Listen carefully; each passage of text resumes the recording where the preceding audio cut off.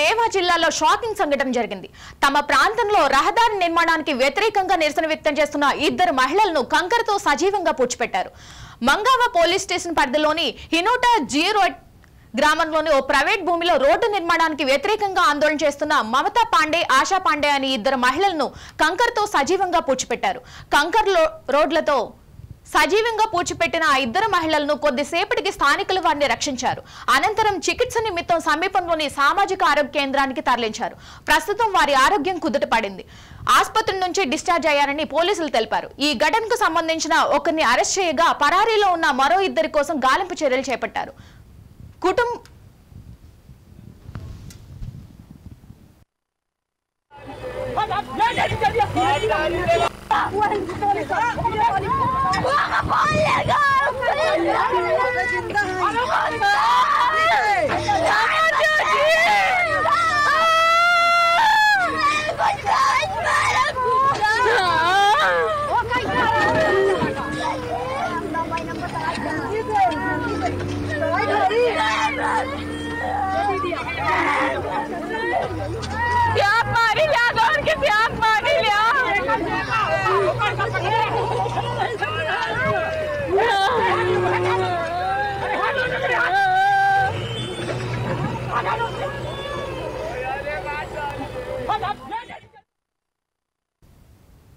ఇవి బులెటిన్ లోని అప్డేట్స్. మరిన్ని అప్డేట్స్ కోసం చూస్తూనే ఉండండి India now, reflection of truth.